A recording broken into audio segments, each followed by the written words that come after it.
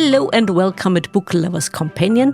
My name is Edith and the chattering teacup is again, yes, dear listeners, you guessed, doing tea things. And our dear CEO is also again roaming the estate, enjoying the weather, sunny Vienna, or in the temperatures of nearly 30 degrees, which is rather hot for the beginning of summer. But yeah, that's what it is. But here with me is returning guest Robert Creekmore. Hello, Robert, and welcome back on the show. It is me again. 30C is like every day here. Well, from like April to about November, more like October. Okay. It's closer to 40C today. Oh no. That's too hot for Vienna. That would be too hot. Yesterday we had, I think it was 34, and that's not good in the city. That's unusually that's hot for Vienna. That's really hot. Yep, that's really hot. Today we had lots of rain. Thank goodness, we need the rain, and we will be back to middle of 20s next week, and not warmer. That's preferable. Yeah, but yeah, see, we have air conditioning. Yeah, we usually don't. You didn't need it before, but exactly. Yeah, we didn't need it. It's getting to a place where a lot of Europe is going to need air conditioning or be tolerable.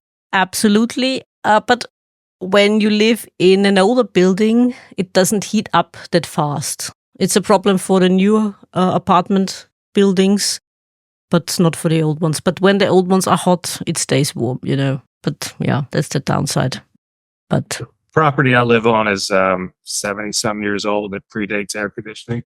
But the thing is, they left a lot of tree cover on purpose of us.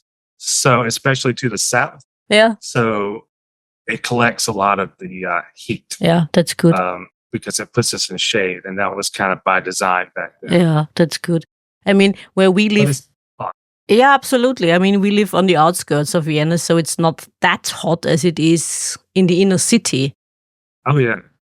So that's also a plus. I'm lucky. I live out in the country, so, I don't have a lot of concrete. And I can get to the beach fairly quickly for the day and come back.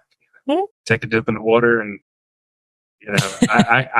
I'm actually very lucky where I live. A lot of people, this is like one of their bucket list places to come on vacation. And I just get to go, all the time. Yeah, I'm envious. And being at the beach, is that where you come up with the ideas for your books? Because we are here to talk about book number 3 in your Prophet series. Well, I just like talking to you, so sometimes I forget. And that's why I'm here. 3rd book in 3 years to be published, and I'll tell you, that's a lot of writing. That's nearly 1,000 pages, nearly 250,000 words, in a story arc that is 29 years, from 93 to 2022, and the beach does play a big role in my last. No, actually, in this book, the thing about book 2 and book 3 is that they really, in a lot of ways, are one book, whereas book 1 is more of a standalone.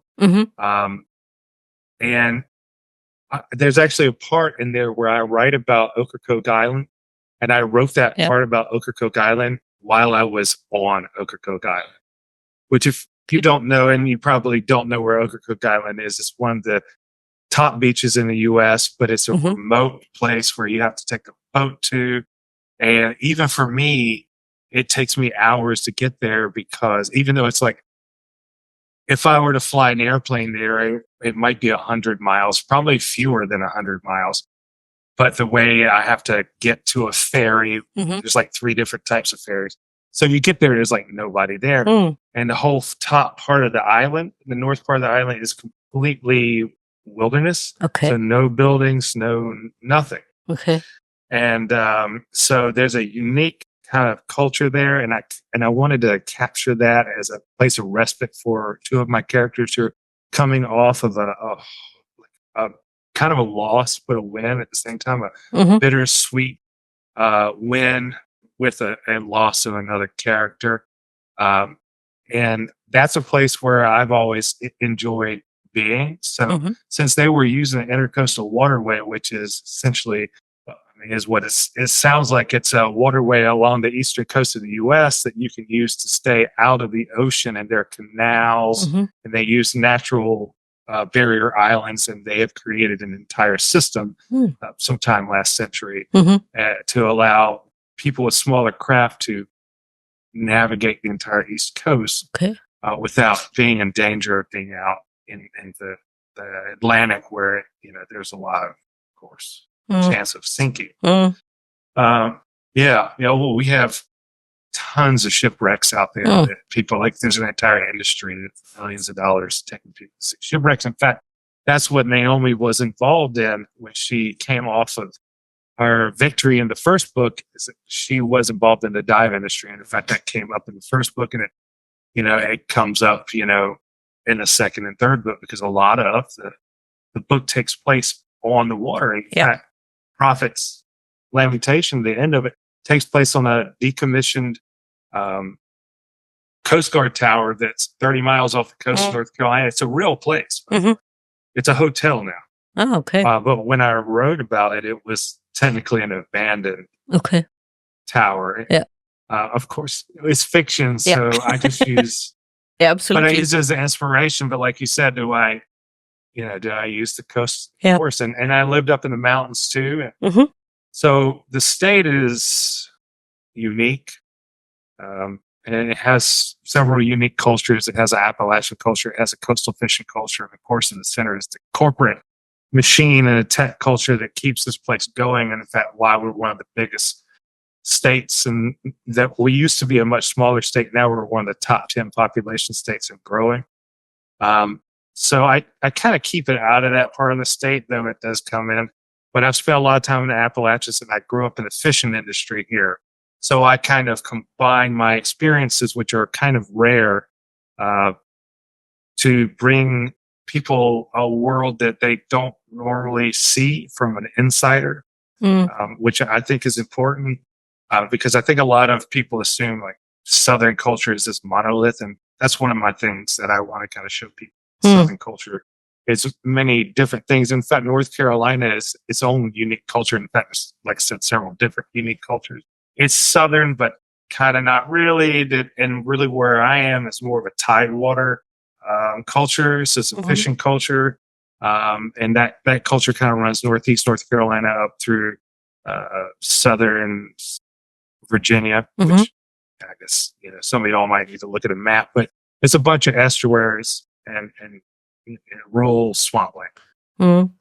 And I think I mentioned it before when we spoke the last time, that I got the impression that North Carolina is a very fertile ground for writers. Extremely. I think North Carolina and Virginia, Southern Virginia, and the Appalachians as a whole, running up and down the East Coast, is probably the hottest hotbed for writers at the moment. But in a lot of ways, it's always been. Southern writers have always been, kind of on the top of their game, because it's a unique place and a unique voice. And there's a tradition of storytelling. If you ever watch, you probably haven't seen it, but the Andy Griffith show that came on in the 1960s. No, it didn't run here. Right. But a lot of American audiences know what I'm talking about. Andy Griffith is from where I'm from. He's from a few miles. Okay. And he started a theater company here. Okay. To put on plays, and they grew from there. But his love of storytelling comes from a culture of storytelling that exists in North Carolina, has existed, since, well, we can't remember. I mean, since, my ancestors came here in the 1600s, of course, they did horrible things. Let's admit that. But, we're not going to act like they were saints. But there was a culture they brought with them, and it developed. And that's part of the reason I think we have such a fertile storytelling. Yeah. And like I said, the poverty and necessity also kind of breed that, because you have to learn things that you normally wouldn't if you could just buy things. Yeah. And so, like I talk about hunting, and they're like, well, there are a lot of people that's the only way they can eat.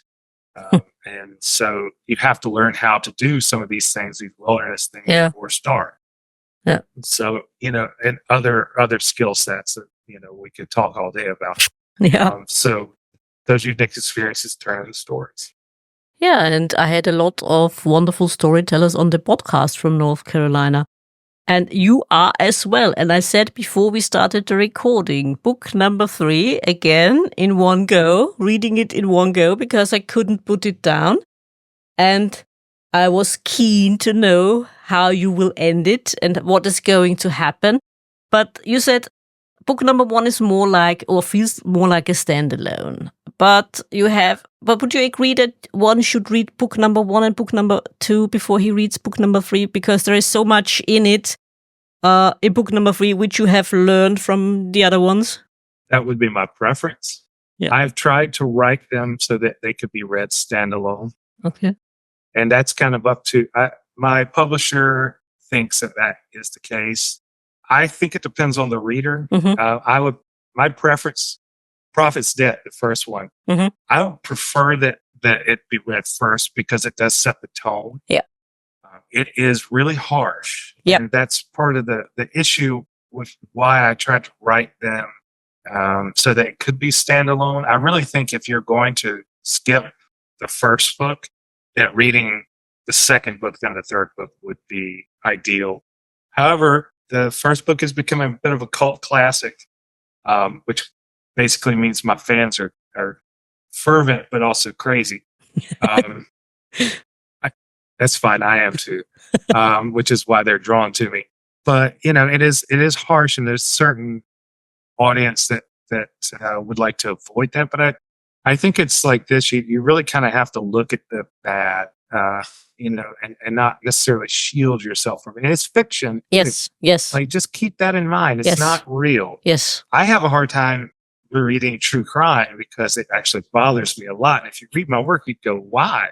Because somebody actually did get hurt. I was reading a book about BTK by John Douglas. Mm-hmm. He's FBI agent that developed profiling. Mm-hmm. And I read his previous book, and it was great. But BTK, for some reason, it bothered me that halfway through the book, I just put it down. Yeah. And I wrote Prophet's Debt, which is considered one of the most gruesome, dark books of all time. But it's not real. Exactly. And you said, well, the first one is harsh. True. I give you that.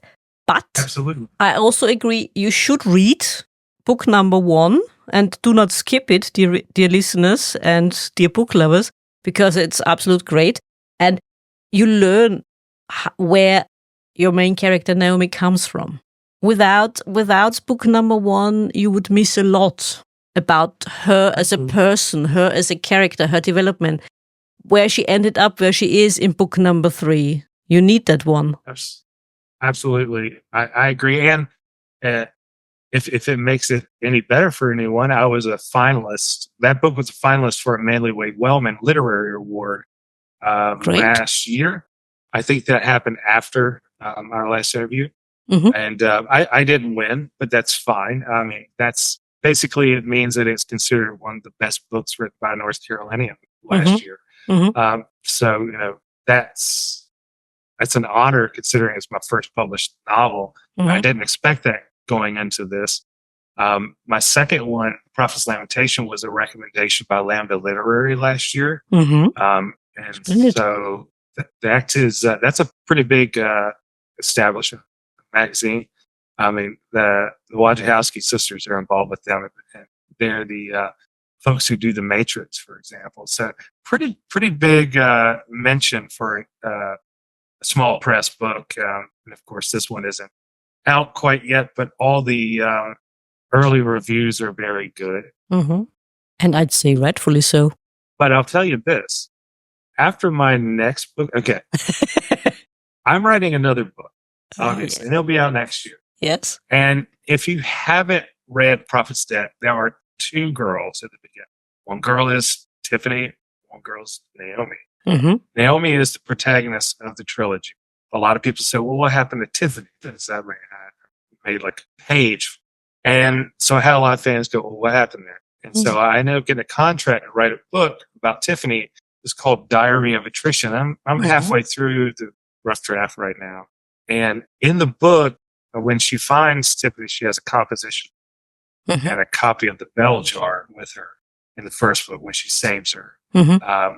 And so what I'm doing is I'm writing her composition notebook. So I'm writing it entries date by date by date throughout the 11 years of their separation. And so what I want to do is I'm writing it as a literary fiction novel, and I'm trying to write a modern bell jar. And it is completely standalone. You don't have to read the other books.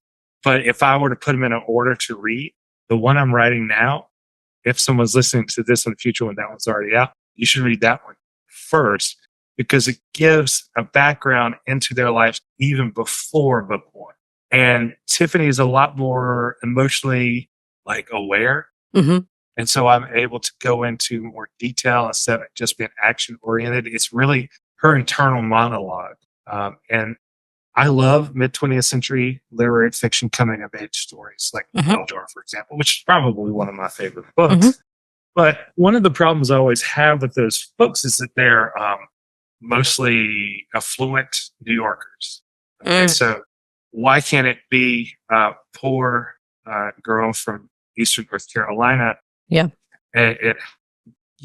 Descent into madness and coming of age. So that's what I'm doing. And when we put it out there, it's really, we're selling it separate, because a lot of the issue with the trilogy is a lot of people are kind of overwhelmed with, oh my God, there's so many books, which is why I say you should just read book one. And if you like it, read the others. And that's the one that's out. It's kind of. Yeah, absolutely. But even if you will like book one, when you read it, you will like it. No question. Oh, yeah. For me personally. I've only gotten 2 negative reviews, and it was about the violence. Yeah, but I do get hate mail and phone calls. Oh God! From bigots. I get the anti-gay phone calls. Please, yeah. Well. Oh, like I said earlier, that's why I'm at the gym. Yeah, understandable. Yeah, but they should grow up. They should grow up, but yeah, I know. It's good for me. It's good for my cardiovascular health. I can run really fast. That's a plus. I mean, like I said, if you read book one, you will like it.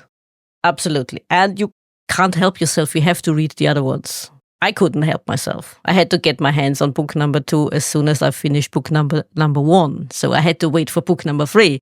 But again, it's a fantastic read. And for those who haven't read the books yet, what can you tell our listeners? What can they expect in book number 1 and number 2? Just a short summary. Well, it starts in 1993 with Naomi as the protagonist, and it's first person present tense, which is kind of odd these days. That kind of fell out of fashion. It is. Like it. Yeah, absolutely. And it is more intimate. I think so. And that's always been my preference for books, is first person, whether it's past or present tense. And I went with that for almost the entirety of the series. There's a point there for about 50 or 60 pages I won't go into that I had to shift it, but that comes in book 3, and it doesn't take away from the intimacy of the story, in my opinion. She has a friend, Tiffany, which I mentioned, who's the next book is completely about, and she narrates it it's in first person past tense. And they've been best friends since first grade. And so they're both what we call AG students here in the US, which is academically gifted. So they're very nerdy, kind of outcasts, very advanced for their age, precocious. And they're interested in, science, and mostly Naomi is interested in science, and Tiffany is a literature person. And they've been best friends this entire time. They're 14. They are going to see the Perseid meteor shower at a local park, and Tiffany's older sister, drives them there, drops them off. And the thing is that especially if you read Diary of Attrition, they've been kind of circling their love that isn't just friendship love, but it's been becoming more and more apparent that they are in love. And it's at this juncture that they kiss for the first time. And it's very romantic, the first chapter, which a lot of people are kind of surprised at. And I'll give this story away. Tiffany's sister comes back. She's the older sister, and finds that happening. And they're kissing. Of course, it's 1993, North Carolina. That's verboten. And she starts hurting Tiffany because she's dragging her away across the ground. And what she doesn't think about is Naomi she's like me. I'm a tall guy. And she's a big person. And even though she's 14, she's already bigger than the sister. And the sister has been abusive, most of her life. And you'll find out why in the other book. Mm-hmm. Anyway, she stops her, physically hurts her, and then just decides to break her arm anyway after she stops. And that sends her into this spiral where she ends up being sent away to the Appalachian Mountains, to this conversion camp, which is actually run by a cult. Very bad things happen to her, which is part of the reason a lot of people have a hard time reading it. But believe me, everybody gets their comeuppance. And that part's over within the first 80 pages. And the way I describe it is it's like a crucible there. Her parents thought they were going to make this perfect figurine of a girl, cast iron or something. And when it didn't work out, they tossed her away. When she came out of the fire, she molded herself into like a sledgehammer. And she's a blunt instrument for the rest of the trilogy. And she escapes into the wilderness. She's saved by a nice couple who are, I actually made sure they were like a Christian couple, but they were actually following the actual tenets of Christ, because I didn't want people to think I was just shitting on Christianity as a wholesale point of view, because I'm not. I'm shitting on people taking other people's religions and turning it into something terrible. I also do it with the Satru later on with the Nazis appropriating Odin, what most people call Odinism. And she escapes. They get murdered. They think she's dead. She comes back for revenge. It's delicious. There's all sorts of creative ways to cut people's testicles off. And the way the antagonist in the end ends up getting killed is, I don't think anybody's ever actually done it in a book before. In fact, I don't know how many people have done a double castration scene in front of 5 corpses as a jury during a mock trial in a church. I mean, listen, so those are the kind of things that go on. So the end, so there is a creature called Mara, who is essentially like a golem. And she's her guide throughout this entire thing. She has something called, she has some abilities. And toward the end of the book, she's able to transfer those to Naomi off and on. And eventually, Naomi inherits them at the end of the book, becomes a superhero. Begin a second book 2 years later, her and Tiffany are living by the coast. And she's a reluctant superhero. She's never used her abilities other than, at that juncture. But she's starting to have these dreams and voices of, kids who are being abused, and the cult's still active. And this guilt begins to build up inside of her. And then she has contact with other creatures. They're basically the genesis of where the Mara character came from in her dreams. And I kind of go into a whole esoteric fourth dimension explanation about reality and how there are these demigods that they can see time all at one time, like a painting, whereas like we're riding the brush up and down all the time. They're minders of time and minders of reality. And it's all about an equation that has to be balanced. I know this sounds weird, but at the same time, there's a whole adventure story there with these things called beasts of lamentation, which are creatures that are from the area where Mara's from. And then there are these demigods called the Seraphirian, and I kind of go into the idea of the observer effect, really kind of bizarre, high-minded sci-fi mixed with actual physics. And I try to create this thick reality that has an explanation, because in the first one, you don't get an explanation as to what horror is.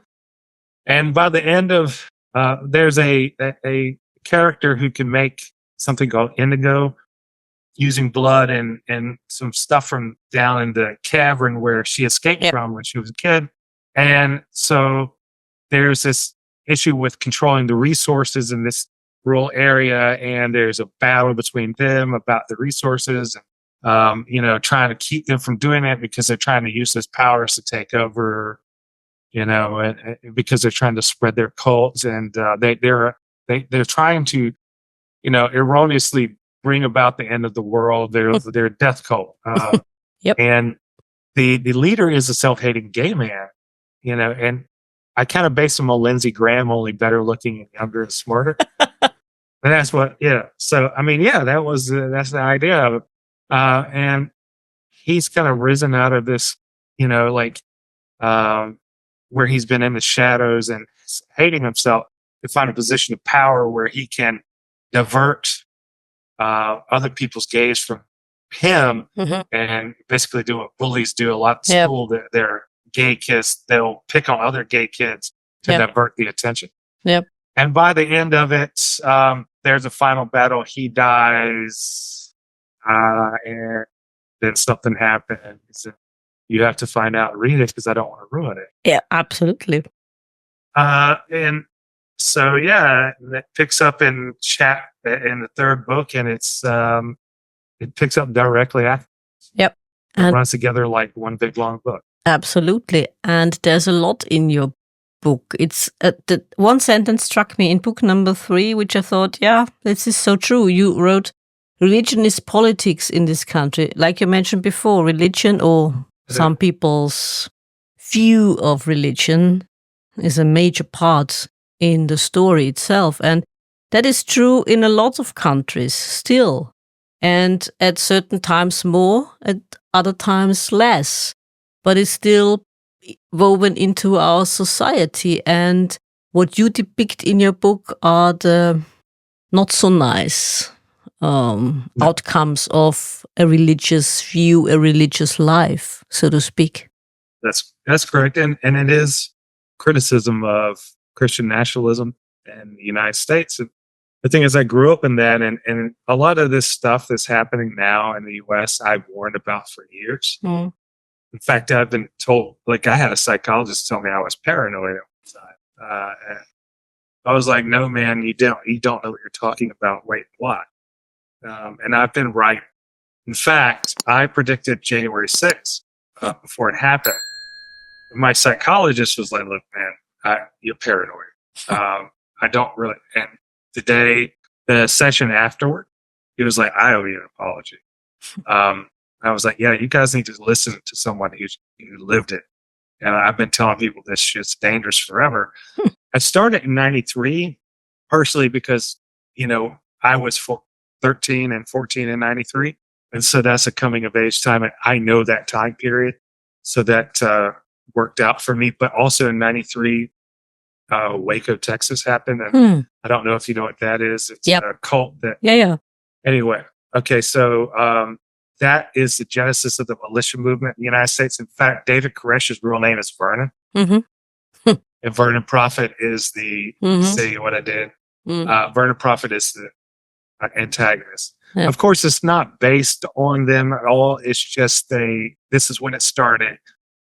And I follow the Christian nationalist movement, but use this fictitious cult as a representation. In fact, the new book, Abraham, he's essentially a Trump figure. I don't know if I didn't make it that, I made it fairly obvious, but I don't think too obvious. But if now you think about it, you hear the way he talks about people and it's so special, and that's how you get people to become personally involved. Tell them how special they are, and that's what he does in this book. And actually lay the groundwork for him in book 1, and a lot of people don't see it. I talk about a deacon that isn't always there. And you probably don't remember, most people don't, because there are 3 deacons, and one is the sheriff, one is the music director, And one is a guy he's there sometimes. She has no idea what his name is. Well, that was Abraham Prophet, and he's the bankroll of the whole organization. Yeah. And a lot of people don't realize that. Put that in there just in case I ever got a deal to write a sequel. I had a jumping off point to write a sequel. Mm. And that's the thing about writing a trilogy. That's why you write a first book as a standalone. Yeah, true.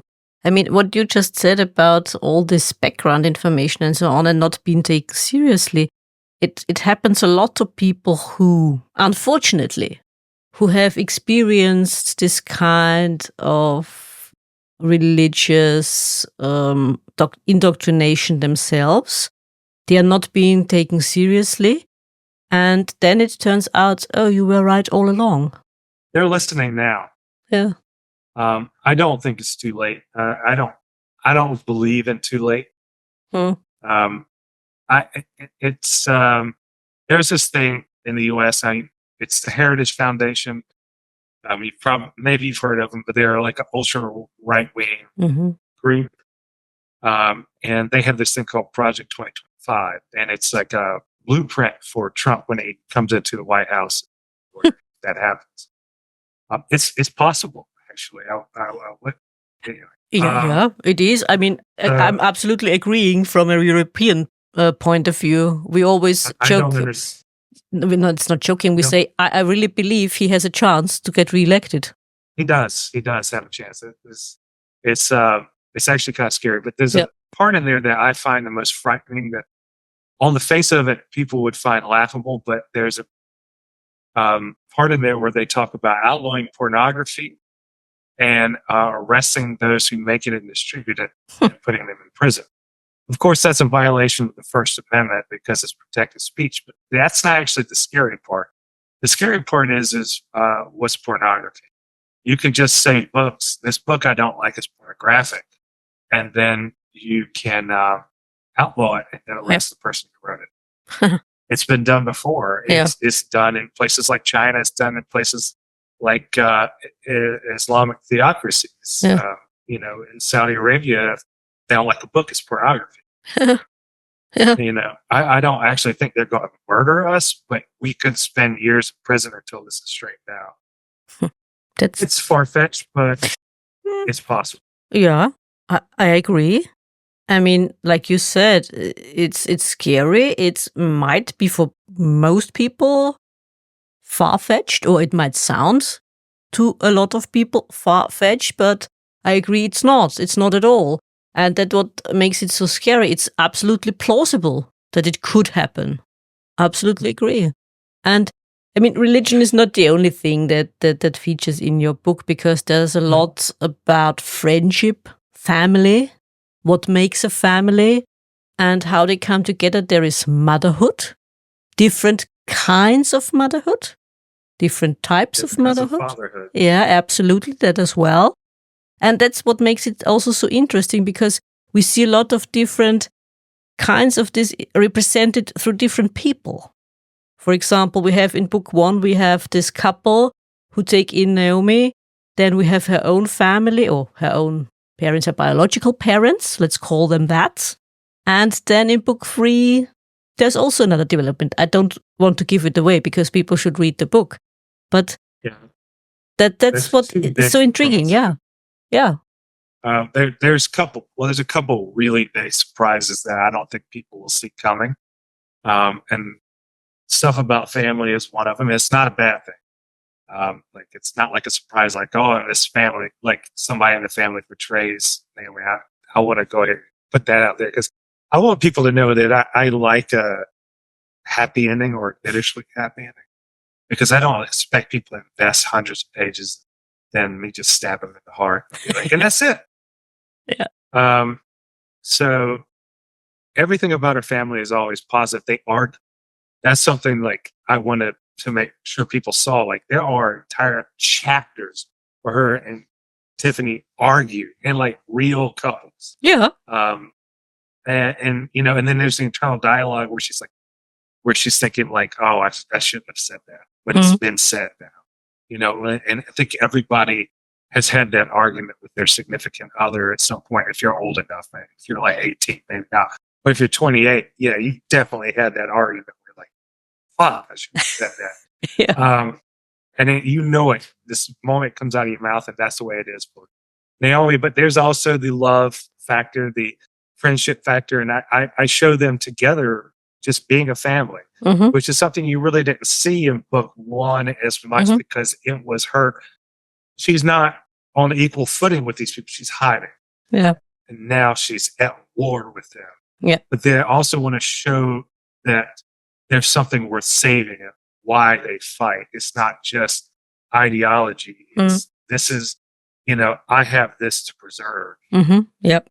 I have to fight for it. Even if I die, then my family, continues. It's best I can make sure. Yeah, absolutely. And how family is represented. I mean, family is more than just, man, woman, child.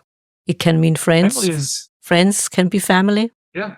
There are a lot of outcasts everywhere. I talk about the U.S., but it's not just us. Yeah.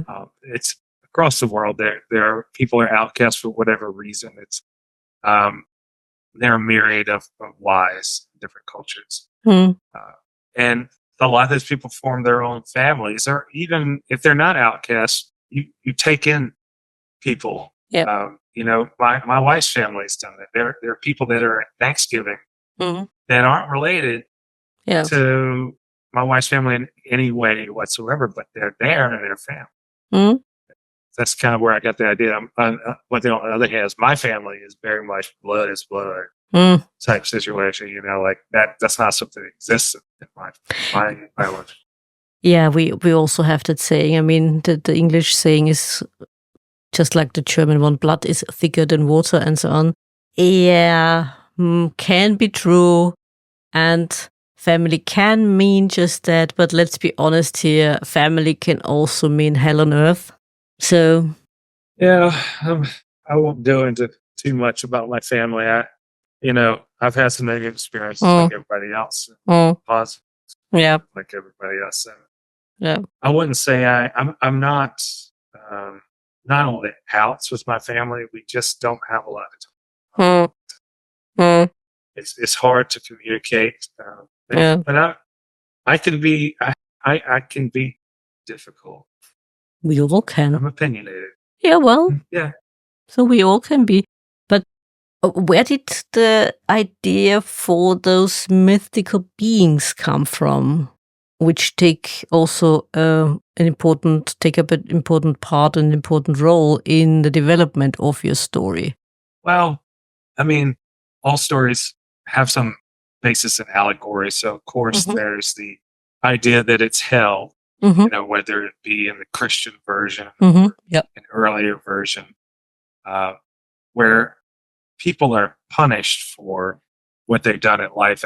Yeah. The way I see it is that there are two different sides on this equation, and that's one side of the equation. And the other side is Seraphina, that side of the equation. But neither is necessarily good or bad. Like I said, those creatures are a function. They do what they're supposed to do. So rapists and murderers, child molesters end up in this place called the Woods of Lamentation. And they're chased, tortured, and and there's a whole lot of that comes into play with how the physics work in this world and how the abilities come from that place and how indigo comes from that place, and the transfer of matter from one place to the other occurs. How I came up with the creatures, I really don't know. Well, okay, I'll tell you the exact moment I came up with the ideas. So for Mara, I didn't really have the idea for the Woods of Lamentations as well, like established. The idea was to show, because she is kind of half human, half simian.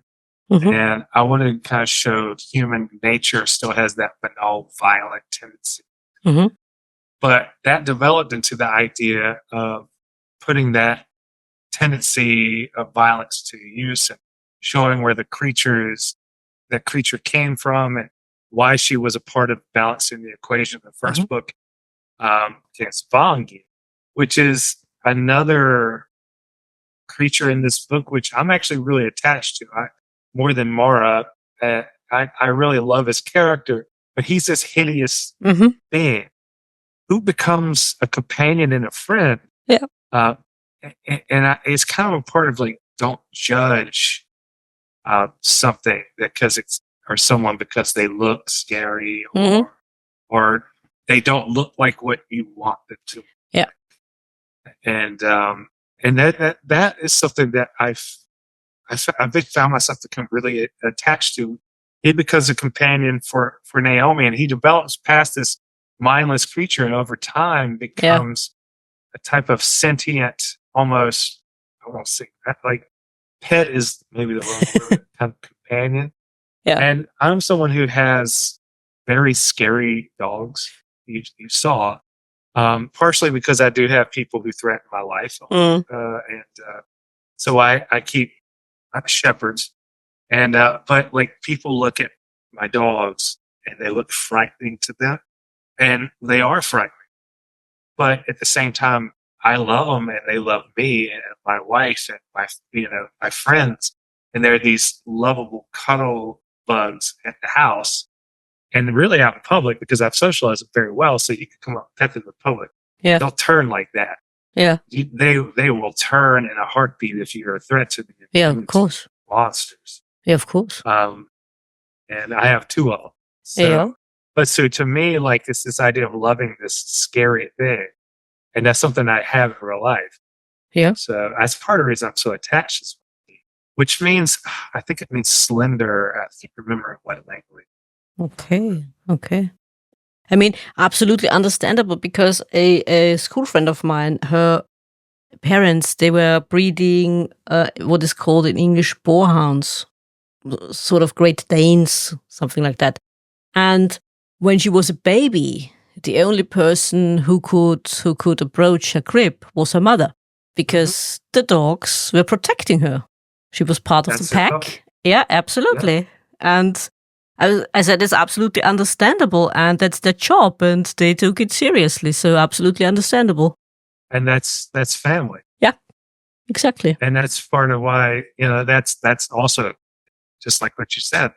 Even creatures that are not human become family. Yeah, exactly. I've always had dogs. I only didn't have it when I was in college for the first couple of college.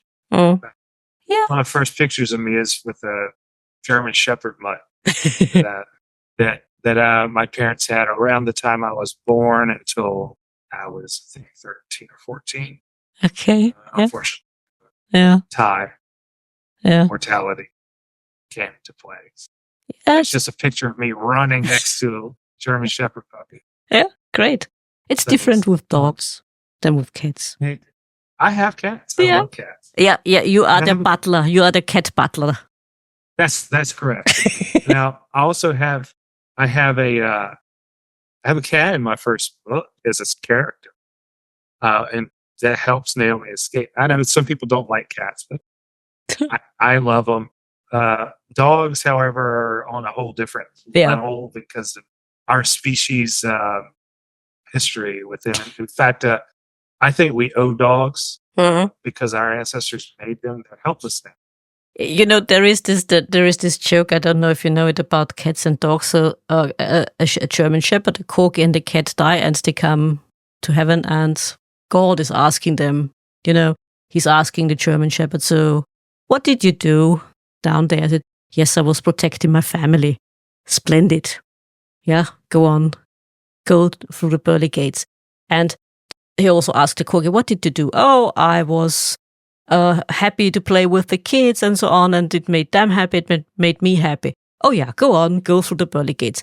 And what about you? What can you say for yourself? You are sitting on my chair. So that's the cat for you. And when you mentioned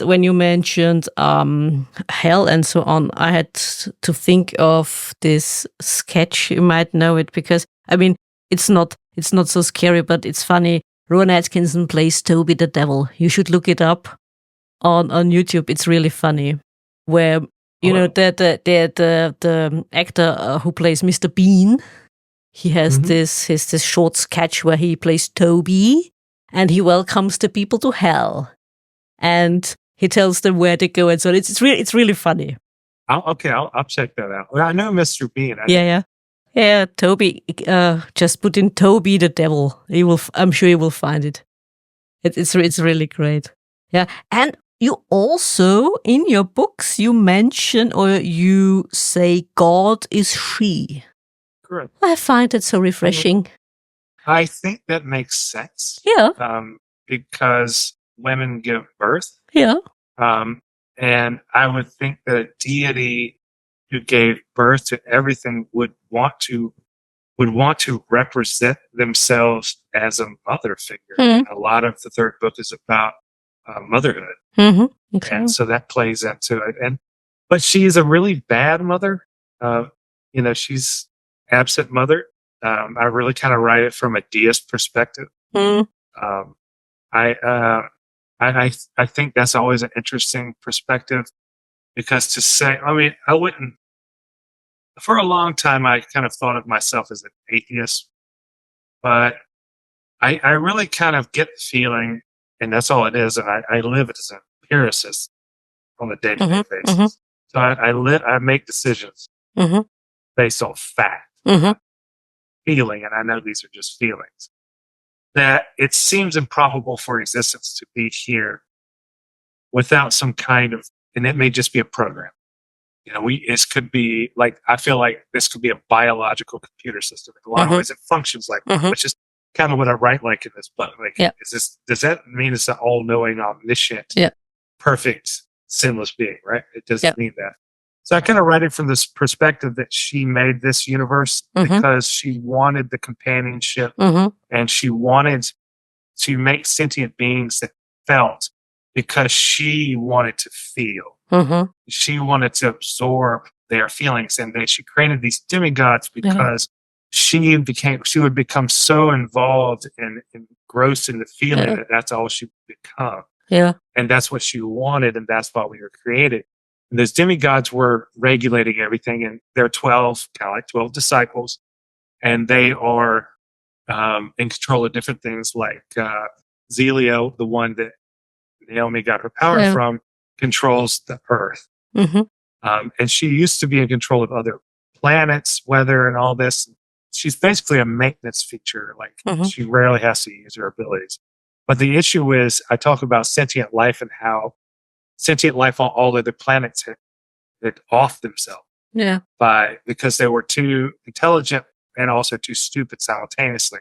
They have weapons to destroy themselves. Yeah. But they don't have the intelligence not to do it. And so without the people observing the universe, there could be no universe, thus no demigods, thus no, creatures for God to observe at all. Yeah. And so if humans went extinct, and that's where we were going in this book, then everything ended, because all observers from the entire universe are gone. All sentient consciousness is gone. And to me, sentience in the universe is one of the most important things the universe has ever spawned. And isn't that what those beings feared the most, let's say, in the antiquity? If you stop believing in us, we cease to exist. And if you've ever read Neil Gaiman, American Gods, he has kind of a similar perspective. I would say that I definitely didn't copy Neil Gaiman. They existed before humans existed. So humans didn't create them, but without observation, the universe itself can't exist. And there's a whole discussion that could be had about the observer theory and the dual slit experiment, where human observation changes the nature of reality, which is part of the reason I've kind of drifted into deism. And that's, I don't know if I could explain it well enough for the audience to, one, grasp it because of my lack of grasping it, and two, be interested to keep listening to this podcast, because it can be kind of boring. Well, I find it interesting. It's always interesting to talk about things like that. I mean, even if you do not believe yourself or have a point outsider's point of view, it's still interesting how it shapes people's perspective. Light is a wave and a particle simultaneously. Yeah. And the observation of light is what changes it, what basically makes it a wave or a particle. And you can look at that in a slit experiment. When you look at a wave interaction or disruption after it goes through these slits, and it has wave patterns or doesn't, based on the observer. And the observer could be a machine. The observer could be a cat.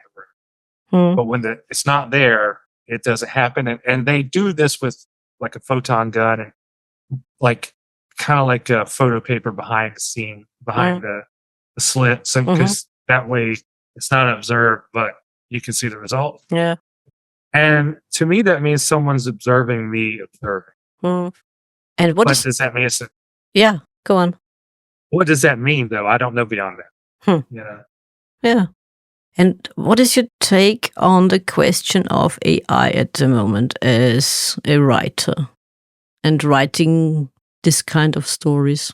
Well, AI momentarily is just a collection of data made by other people that collate the data into neat form factors. So you can ask a question about, I want a recipe for this, and it would put it together. It's not really thinking.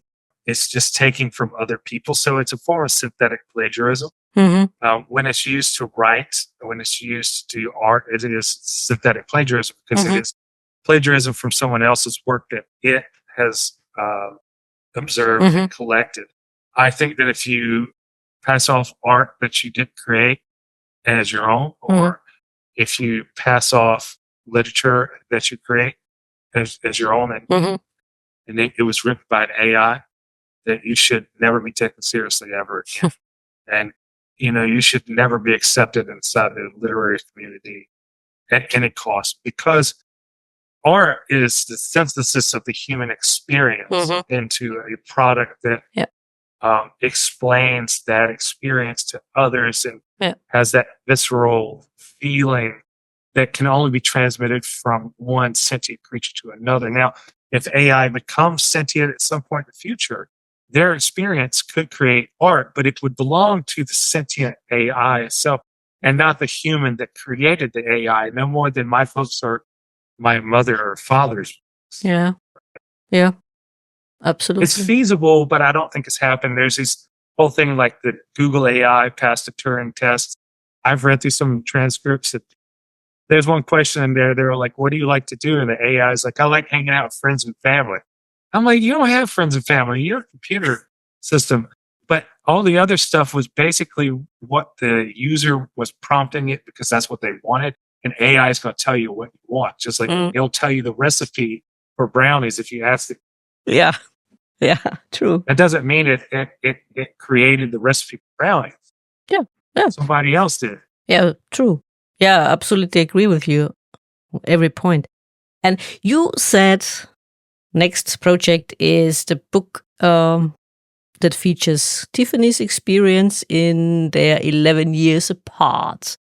What else is there in the making, Robert? Well, I have a thriller that I have outlined actually, and you've read the short story. Okay. It's called Tar River Boys. This one. Now, Yes.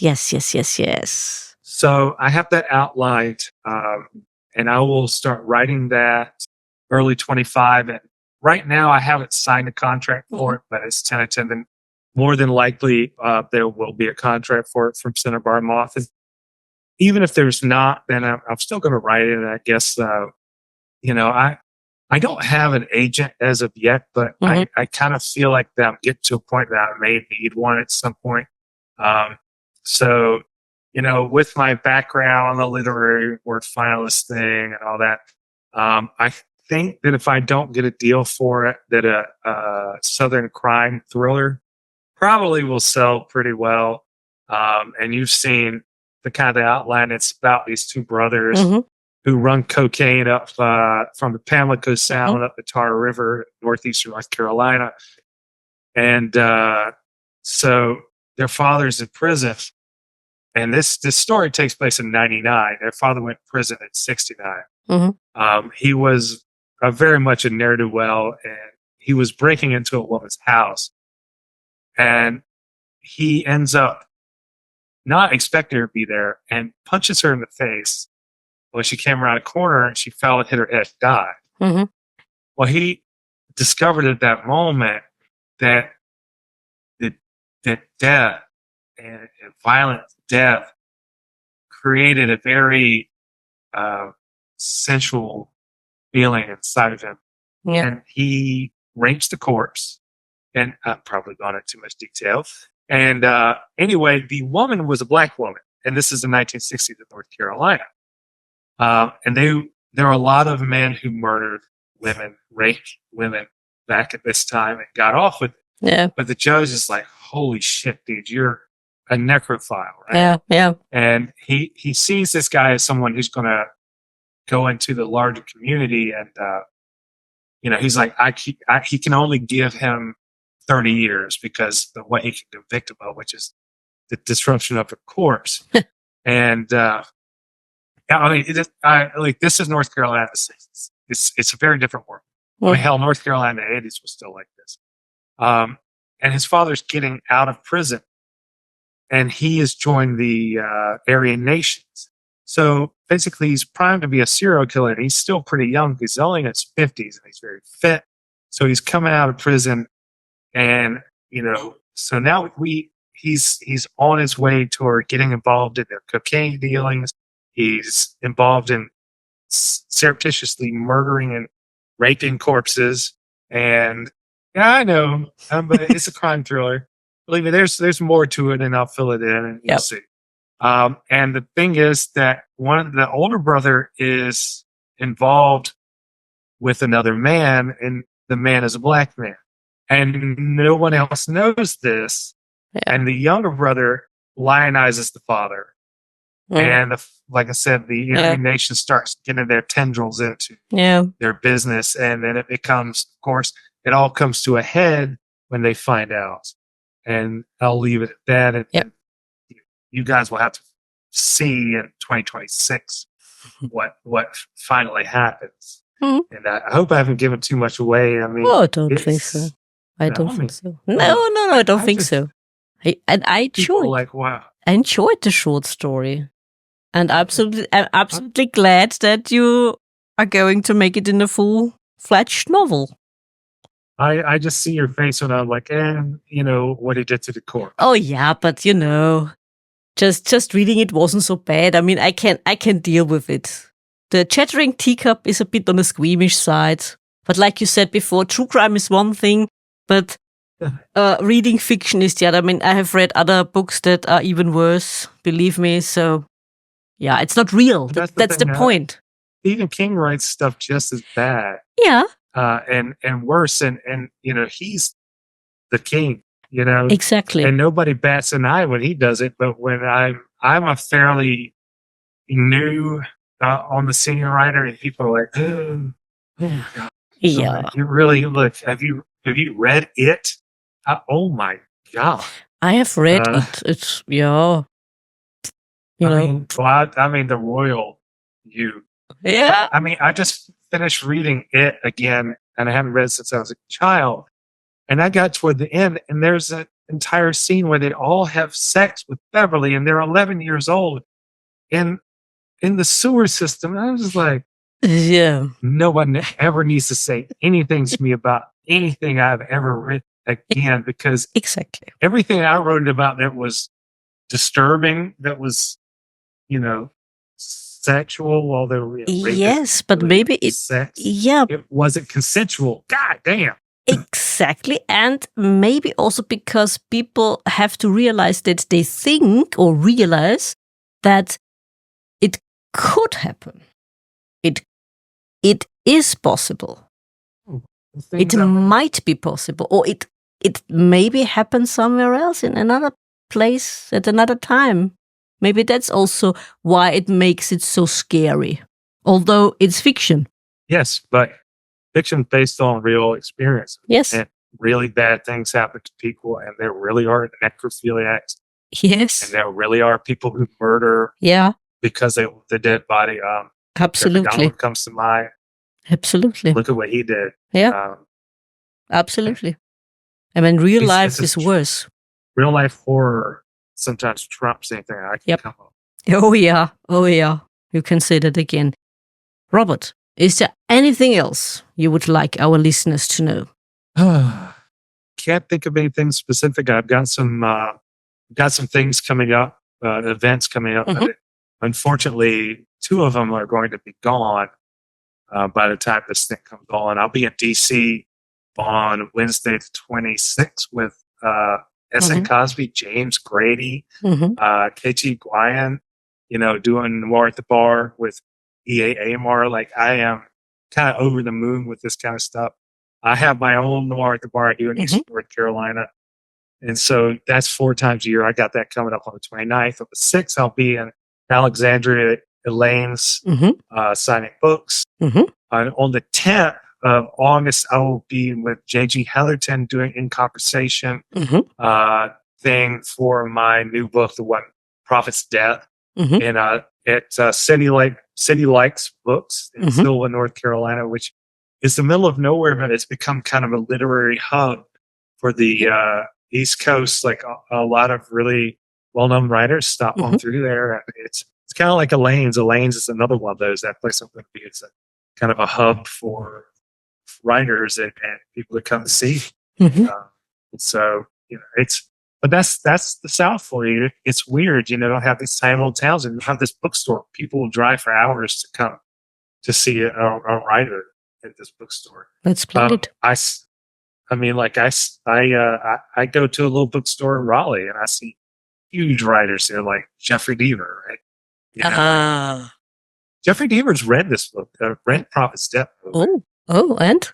Yeah, I was actually on a panel with him last year, and he is such a nice guy. And he said it was a well-written thriller. Just so if you like Jeffrey Deaver, it has his endorsement. Splendid. So, like I said, he's a North Carolinian. He lives in Chapel Hill. Okay. And so it's, like I said, it's weird. It's everywhere. Like this arts community, even where I am, we have get-togethers and readings and book clubs. And I live in the middle of nowhere. Yeah, splendid. It's great. I love it. Yeah, absolutely. Congratulations. So I've got some other library dates coming up, and I can't remember them off the top of my head. But I probably need to make my website better. But if you just Google my name, Robert Creekmore, I have a Google info panel, and a lot of times it just comes up with my schedule and these interviews and stuff. So you'll find my any of my socials on there, which I don't really have a big following. Like I said, I'm not a big writer. Which is a shame, actually, for the following. Yeah, I have a following, but I don't have a huge following. Yeah, well, maybe we can help you along a bit.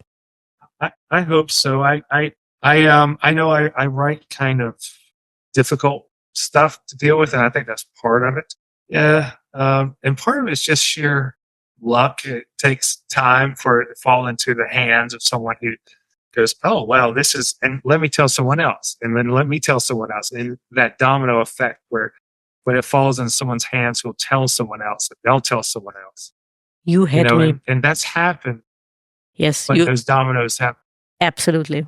And you had me. Hasn't started falling completely. And you will also get everyone else who picks up the book, believe me, because it's a really great read. Oh, I have a short story that's going to be published in a thing called Dark Yonder in December. It's called The Christmas Pickle. Great. And I'll be reading it in December with S.A. Cosby in Pittsburgh, Hillsborough, where Eric Pruitt's bar. If you know who Eric Pruitt is, he's a thriller writer. He's fantastic. Okay. And I'm actually reading his new book right now, Blood Red Summer. Blood Red Summer, fantastic. Okay. Anyway, and it's about fangirls, which are like sex workers online, and an incel and their revenge on an incel. Which, if you don't know what an incel is, it's basically what guys who call themselves involuntarily celibate.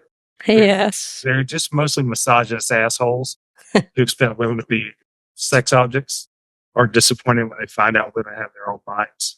So anyway, it's really fun. It'll come out in an anthology. Not anthology. It's like a literary journal that comes out 4 times a year. It'll be at the holiday edition because it's a Christmas theme. Mm-hmm. Yeah. Splendid. It's a lot of fun. Splendid. And I hope you enjoy every minute of it. So, Robert, thank you so much for joining me again. It was an absolute pleasure talking to you. And it was an absolute pleasure reading book number 3. I appreciate it. You did enjoy this episode as much as we did? Then hit subscribe and don't miss the next episode. Also, make sure to follow us on Twitter, Facebook and Instagram. If you like to support us and buy us a coffee, you can do so via Buy Me a Coffee and other platforms. You can find all the necessary links in the description. Until next time.